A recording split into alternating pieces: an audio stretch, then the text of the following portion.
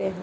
ये बहुत ही इजी है एंड बहुत इम्पॉर्टेंट टॉपिक है और बहुत बच्चे इस पे कंफ्यूज होते हैं, लेकिन मैं आपको बहुत ही एक इजी मेथड बताऊंगी जिससे आप कोई भी केमिकल जो रिएक्शन है वो इजीली उसको बैलेंस कर सकते हो। सो हम फर्स्ट एग्जांपल लेते हैं, that is zinc plus H2SO4 it will give zinc sulphate plus H2 hydrogen gas. अभी हमने ये एक्टिविटी भी की, उसी में केमिकल रिएक्शन की थी कि जब हमने जिंक ग्रैन्यूल्स को कोई भी एसिड के साथ मिक्स किया तो वो क्या बन गया, एक सॉल्ट बन गया। तो यहाँ पे कौन सा सॉल्ट बना, जिंक सल्फेट, साथ में हमारे पास हाइड्रोजन गैस रिलीज़ हुई। तो अब अगर हम यहाँ पे इस केमिकल रिएक्शन में एलिमेंट्स लिखें तो टोटल नंबर ऑफ एलिमेंट्स हमारे पास कितने हैं। फर्स्ट तो आ गया जिंक, सेकंड हमारे पास आ गया हाइड्रोजन, थर्ड आ गया sulphur and fourth is oxygen. So total हमारे पास इस केमिकल इक्वेशन में 4 एलिमेंट्स हैं। अब कुछ बेसिक से कॉन्सेप्ट्स है जो आपको हमेशा याद रखने हैं, जिससे आप और इजीली अंडरस्टैंड कर सकते हो। जितने एलिमेंट्स हमारे पास रिएक्टेंट्स में होते हैं वही सेम एलिमेंट्स हमारे पास प्रोडक्ट्स में भी होते हैं। ये नहीं है कि जैसे यहाँ पे मैग्नीशियम प्रेजेंट नहीं है रिएक्टेंट्स में तो प्रोडक्ट में कहीं ना कहीं मैग्नीशियम आ जाएगा, ऐसा नहीं होता। जो एलिमेंट्स हमारे पास यहाँ पे रिएक्टेंट्स में प्रेजेंट है वही सेम एलिमेंट्स हमारे पास प्रोडक्ट्स में भी होंगे। तो अब यहाँ पे रिएक्टेंट्स में हमारे पास टोटल 4 एलिमेंट्स हैं, zinc, hydrogen, sulphur and oxygen. अगर आपको ये प्रॉब्लम होती है एलिमेंट्स को पहचानने में कि एलिमेंट्स हमारे पास कितने आएंगे, तो सिंपली जब भी जितने भी हमारे पास केमिकल्स हैं केमिस्ट्री में उनके जो सिंबल्स हैं, अगर आपको वो प्रॉपरली सारे लर्न नहीं हैं तो आपने एक चीज़ हमेशा याद रखनी है कि जितने भी केमिकल सिंबल्स हैं, केमिकल्स के जो सिंबल्स हैं उनका जो फर्स्ट लेटर होता है वो हमेशा कैपिटल होता है एंड जो सेकंड लेटर होता है वो हमेशा स्मॉल होता है। तो कुछ सिंबल्स हमारे पास 2 अल्फ़ाबेट्स में होते हैं, कोई सिंबल्स हमारे पास 1 अल्फ़ाबेट में होते हैं। तो आप यहीं से देख सकते हो कि यहाँ पे जैसे ZN लिखा हुआ है तो ऑब्वियसली ये एक एलिमेंट है, Z कैपिटल आ गया, N स्मॉल आ गया। ये स्मॉल n एक अलग एलिमेंट तो हो नहीं सकता क्योंकि सारे के सारे एलिमेंट्स कैपिटल लेटर से ही स्टार्ट होते हैं। तो और हमेशा फर्स्ट लेटर कैपिटल होगा, सेकंड जो होगा वो स्मॉल होगा। तो ये हमारे पास फर्स्ट एलिमेंट आ गया ZN। Next is H2SO4। तो H2SO4 में अगर हम देखें तो यहाँ पे एक तो H कैपिटल आ रहा है, सो उसके बाद जो S आ रहा है वो भी कैपिटल है, तो मतलब ये दोनों अलग अलग एलिमेंट्स हुए, ठीक है। सो H जो है वो हमारे पास हाइड्रोजन का सिंबल आ गया, सेकंड एलिमेंट। देन S जो है इसके बाद देखो O आ रहा है, O इज़ ऑल्सो कैपिटल, सो ये भी हमारे पास अलग एलिमेंट होगा, ठीक है। तो एक थर्ड एलिमेंट हमारे पास क्या आ गया, सल्फ़र, एंड फोर्थ एलिमेंट हमारे पास आ गया ऑक्सीजन। अब हमने क्या करना है, सबसे पहले एक टेबल बनाएंगे और टेबल में हमारे पास जितने भी एलिमेंट्स हैं उनको हम 1 बाय 1 लिख लेंगे। इसमें अब हमने ध्यान क्या रखना है, जब भी हमने कोई भी केमिकल इक्वेशन को बैलेंस करना है तो उसमें जब हम एलिमेंट्स के नेम्स लिखेंगे तो ऑक्सीजन जो है वो हमने सबसे लास्ट में लिखना है एंड हाइड्रोजन हमने सेकेंड लास्ट में लिखना है, बिकॉज़ ये बहुत कॉमन एलिमेंट्स है और मोस्टली हर रिएक्शन में आता है और इनको बैलेंस करना थोड़ा मुश्किल होता है, तो इसीलिए इसको हम इन दोनों को हम सबसे लास्ट में रखते हैं।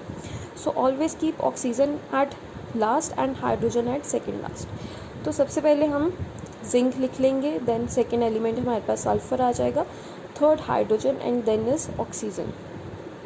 सो अब अगर हम जिंक के एलिमेंट्स देखें, एक तो हम पहले लेफ्ट हैंड साइड देखेंगे, देन हम राइट हैंड साइड देखेंगे। तो लेफ्ट हैंड साइड जो जिंक है वो हमारे पास एक ही है और राइट हैंड साइड पे जो जिंक एलिमेंट है दैट इज़ 1। तो हमने LHS में भी हमारे पास 1 आ गया एंड RHS में भी 1 आ गया। देन सल्फ़र, सल्फ़र देखो रिएक्टेंट्स में भी 1 है, एक ही सल्फ़र प्रेजेंट है यहाँ पे, और प्रोडक्ट में भी एक ही सल्फ़र प्रेजेंट है, तो यहाँ पे भी दोनों एलिमेंट्स, दोनों तरफ एटम्स जो हैं सल्फ़र के सेम आ जाएंगे। देन हाइड्रोजन है, हाइड्रोजन रिएक्टेंट्स में हमारे पास 2 हाइड्रोजन के एटम्स हैं और उसमें भी प्रोडक्ट्स में भी हमारे पास 2 हाइड्रोजन के एटम्स हैं, तो हाइड्रोजन के भी सेम एटम्स आगे दोनों साइड। नेक्स्ट बचा ऑक्सीजन, ऑक्सीजन के रिएक्टेंट्स में है 4 एंड प्रोडक्ट में भी है 4। तो अब हम सारा चेक कर लेते हैं, हमारे LHS में भी और RHS में भी हर एलिमेंट के सेम एटम्स हैं। So we can say that this equation is already balanced. इसमें जो हर एलिमेंट है वो ऑलरेडी बैलेंस्ड है, तो उसके दोनों तरफ LHS में भी RHS में भी जो एटम्स है वो दोनों तरफ सेम है। सो this is a balanced chemical equation. अब नेक्स्ट एग्जांपल ले लेते हैं। नेक्स्ट एग्जांपल में हमारे पास Fe plus H2O, it will give Fe3O4 plus hydrogen gas. तो जब हमने आयरन को वाटर में मिक्स किया तो हमारे पास आयरन ऑक्साइड बनी, साथ में हाइड्रोजन गैस आई। तो इसको हम देखते हैं कि ये बैलेंस्ड है इक्वेशन या नहीं। अगर नहीं है तो इसको हम बैलेंस करेंगे। सो सबसे पहले हमारा काम क्या है, हमने एलिमेंट्स लिख लेने हैं और एलिमेंट्स में ऑक्सीजन को सबसे लास्ट में लिखेंगे एंड हाइड्रोजन को सेकंड लास्ट में लिखेंगे। तो अब रिएक्टेंट्स में देखते हैं टोटल नंबर ऑफ एलिमेंट्स हमारे पास कितने हैं। तो first is iron Fe, second हमारे पास एलिमेंट आ गया हाइड्रोजन एंड थर्ड आ गया ऑक्सीजन। सो बेसिकली 3 एलिमेंट्स है इस पूरी केमिकल रिएक्शन में। सो अब हम इनके एटम्स देख लेंगे दोनों साइड्स। पहले हम आयरन के देखते हैं। तो आयरन रिएक्टेंट्स में भी एक एटम है आयरन का, और जो प्रोडक्ट्स है उसमें आयरन के 3 एटम्स हैं। So iron is not balanced. Next hydrogen जो है वो रिएक्टेंट्स में उसके 2 एटम्स हैं और प्रोडक्ट्स में भी उसके 2 एटम्स हैं। So hydrogen is balanced. Oxygen देख ले तो ऑक्सीजन का रिएक्टेंट्स में 1 एटम है एंड जो हमारे पास प्रोडक्ट्स है उसमें 4 एटम्स हैं। So oxygen is also not balanced. So first of all we will start with iron. सबसे पहले हम आयरन को बैलेंस करेंगे। तो उसके लिए अब हमने क्या करना है, RHS में तो देखो हमारे पास 3 एलिमेंट्स हैं। तो LHS में हम उसको 3 में, हमें जो उसका 1 एटम है उसको 3 में कन्वर्ट करना है। तो इसको हम कैसे कर सकते हैं, 1 को हम 3 में कैसे कन्वर्ट कर सकते हैं, उसको हम 3 से मल्टीप्लाई कर देते हैं। तो 1 इंटू 3 हमारे पास कितना बन जाएगा, 3। सो हमने सबसे पहले क्या किया, आयरन को बैलेंस आउट कर लिया। अब देखो केमिकल इक्वेशन में जहाँ पे हमारे पास रिएक्टेंट्स में LHS में हमने 3 को मल्टीप्लाई किया ना, तो LHS में जहाँ पे आयरन है वहाँ पे हम लिख देंगे 3।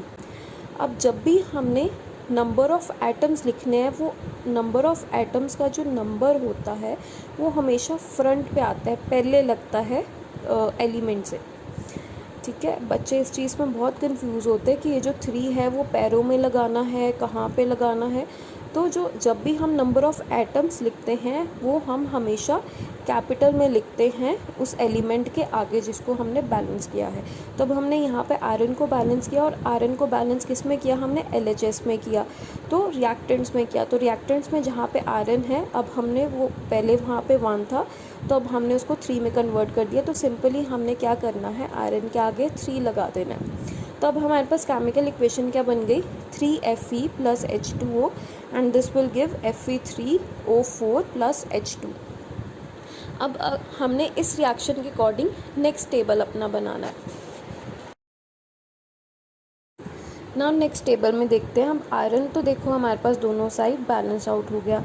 हाइड्रोजन ऑलरेडी हमारे पास बैलेंस था 2-2। अब बचा क्या, ऑक्सीजन। ऑक्सीजन LHS में कितना था, 1, और RHS में कितना था, 4। तो 1 को 4 में कन्वर्ट करने के लिए हम क्या कर देंगे, 1 को 4 से मल्टीप्लाई कर देंगे। तो हमारे पास ऑक्सीजन भी दोनों साइड कितने आ गए, 4। तो अब हम सेम जो अभी हमने फर्स्ट स्टेप में केमिकल इक्वेशन लिखी थी उसी केमिकल इक्वेशन को हम लिखेंगे। जस्ट हमने क्या करना है, LHS में जहाँ पे ऑक्सीजन है उसके आगे क्या आ जाएगा, 4। अब ऑक्सीजन यहाँ पे अकेला नहीं है, वो H2O है, तो वो पूरे का पूरा जो एलिमेंट है उसके साथ ही लगेगा। ठीक है, जो अब हमारे पास ये H2O वाटर जो पूरा यहाँ पे वाटर का मॉलिक्यूल है उसके पूरे के साथ 4 लगेगा। उसके आगे आपने ये नहीं करना H2 लिख के उसके आगे 4O लिख दिया। जो पूरा यहाँ पे मॉलिक्यूल गिवन है उसके पूरे के साथ लगेगा 4। नेक्स्ट अब हमने क्या करना है, अब हम एक बार दोबारा से चेक कर लेंगे। हमने इस केमिकल इक्वेशन में हमारे पास आयरन और ऑक्सीजन अनबैलेंस थे, हम दोनों के एटम्स, तो हमने उसको बैलेंस कर लिया। लास्ट जो हमारा स्टेप है दैट इज़ रीचेकिंग, और ये बहुत इंपॉर्टेंट स्टेप है क्योंकि कई कबार क्या करते हैं हम, कोई जो एटम है उसको बैलेंस करने के चक्कर में दूसरे एलिमेंट के जो एटम्स हैं वो अनबैलेंस्ड हो जाते हैं, इसीलिए हमें रीचेक करना ज़रूरी है। तो अब अगर हम यहाँ पे देखें, आयरन के दोनों तरफ कितने एलिमेंट्स हो गए, दोनों तरफ कितने एटम्स हो गए, 3-3। नेक्स्ट हाइड्रोजन के हाइड्रोजन के पहले कितने थे 2 रिएक्टेंट्स में, लेकिन जब हमने वहाँ पे 4 लिखा तो अब इसके हाइड्रोजन के कितने टोटल नंबर ऑफ एटम्स हो गए 4 × 2 दैट इज़ 8। तो अब यहाँ पे हाइड्रोजन अनबैलेंस्ड हो गया और जो हमारे पास प्रोडक्ट्स है उसमें हाइड्रोजन के कितने हैं सिर्फ 2 एलिमेंट्स हैं और ऑक्सीजन के तो अभी हमने बैलेंस किए that is 4 on both sides. So अब हमें हाइड्रोजन को बैलेंस करना पड़ेगा दोबारा से, इसीलिए हमें रीचेक करना ज़रूरी है। तो LHS में हमारे पास कितने हैं 8, RHS में 2 हैं, तो 2 को अगर हमने 8 में कन्वर्ट करना है तो क्या कर देंगे 2 को 4 से मल्टीप्लाई कर देंगे। तो सेम हमने केमिकल रिएक्शन लिख के जहाँ पे RHS में हमने हाइड्रोजन को बैलेंस किया तो हाइड्रोजन में हमने किससे मल्टीप्लाई किया 4 से, वो हम हाइड्रोजन के आगे लिख देंगे and in this way are chemical reaction will be balanced. अगर आप लास्ट केमिकल इक्वेशन देखो तो यहाँ पे Rn के भी दोनों तरफ हमारे पास 3 एटम्स हैं, हाइड्रोजन के रिएक्टेंट्स में 8 हैं एंड प्रोडक्ट्स में भी 8 एलिमेंट्स आ गए, ऑक्सीजन के 4 हैं एंड जो प्रोडक्ट्स है उसमें भी 4 एटम्स हैं।